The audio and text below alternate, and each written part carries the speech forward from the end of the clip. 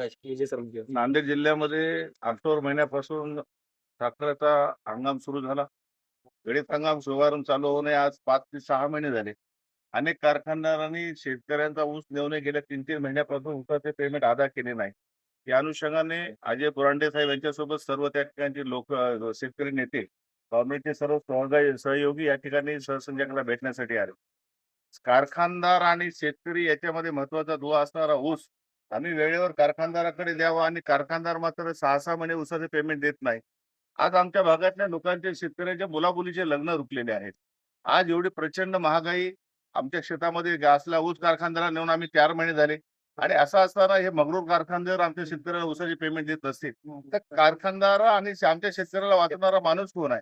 त्यामुळे आम्ही शासनाचा प्रतिनिधी म्हणून उपसंचालकांना संचालकांना भेटण्यासाठी आलो आणि नियमानं कारखानदाराकडे आमचा ऊस पुरवठा केल्यानंतर 15 दिवशी आमच्या खात्यावर पैसे पडायला पाहिजेत. तर तसं होताना दिसत नाही. कारखानदार आज आपल्या विभागामध्ये 704 कोटी रुपये अजून थकीत आहे.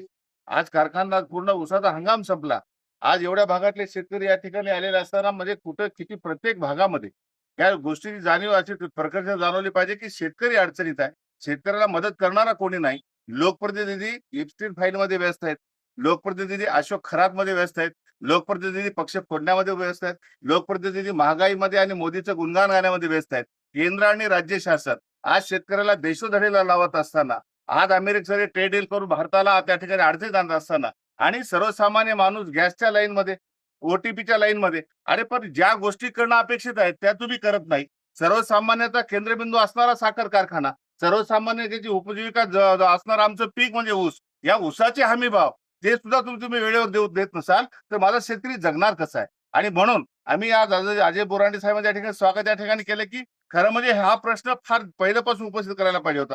पहिलं आंदोलन मराठवाड्यामध्ये यांनी केलं म्हणून आपण नांदेड जिल्ह्यामध्ये आंदोलन केलं, लोकांना भाव मिळाला. हे मगरूर कारखाने रस्त्यावर आले पाहिजे, यांच्यावर नंतर कार्यवाही झाली पाहिजे, यांच्या प्रॉपर्टी सील झाल्या पाहिजेत. काही कारखानदारांनी तर सांगितलं की त्या ठिकाणी आपल्या शेतकऱ्याला मारण्याचं काम केलं, डांबून मारण्याचं काम केलं. असं असताना सुद्धा आम्ही निवेदन दिले. असं असताना सुद्धा त्या कारखानदारावर कार्यवाही होत नाही. आज साखर कारखाने हे त्यांच्या ठिकाणचे गुंडाचे अड्डे बनले आहेत काय? अरे आम्ही ऊसतोड शेतकरी कोणत्याही पक्षाचा असतो, त्या पक्षाला आमच्या शेतकऱ्याला जात नसते, पक्ष नसते, धर्म नसतो, पंथ नसतो. 18 पगड जातीचा असणारा तो म्हणजे शेतकरी. हा जर तुमच्या कारखान्याला वेळेवर ऊस देत असेल तर कारखानदारांची पहिली भूमिका आहे की माझ्या शेतकऱ्याच्या खात्यावर वेळेवर 15 पेमेंट टाकलं पाहिजे. माझ्या शेतकऱ्याला त्यांनी त्या ठिकाणी जिवंत राहण्यासाठी वेगवेगळी मदत केली पाहिजे. आज कारखानदार चोर आहेत, महाराष्ट्राचे मुख्यमंत्री म्हणत आहेत त्यांच्या खात्यामध्ये चोरी आहे. कारखानदारांनी समोर येऊन सांगितलं पाहिजे की तुम्ही ऊस कुठेही मोजून आणा आणि आम्ही आमच्या कारखान्यावर वजन घेऊ. असं होताना दिसत नाही, कारण याच्या कारखान्यामध्ये चोरी आहे. आम्ही येणाऱ्या काळामध्ये कारखानदाराचे हे काटे तपासणार आहोत. त्यासाठी मोठं आंदोलन नांदेड जिल्ह्यासह मराठवाड्यामध्ये निश्चित करणार आहोत. त्या अनुषंगाने आपल्या शिष्टमंडळ भेटलं. आज सहसंचालकांनी संबंधित कारखान्यावर कार्यवाही करण्याचे आम्हाला आश्वासित केलेलं आहे. जे कारखाने आजपर्यंत पेमेंट दिले नाहीत त्यांच्यावर व्याजासहित पैसे देण्यासाठी त्यांनी नोटीस काढणार आहेत, त्यांना ते पत्र देणार आहेत आणि येणाऱ्या काळामध्ये संबंधित खाजगी कारखाने यांचे परवाने देताना माझ्या शेतकऱ्याच्या ऊसाचे विलंब बिल त्याच्या व्याजासहित देण्याची कार्यवाही करून नंतर परवाने देणार आहेत, असं आश्वासन आम्हाला सहसंचालकांनी केलेलं आहे.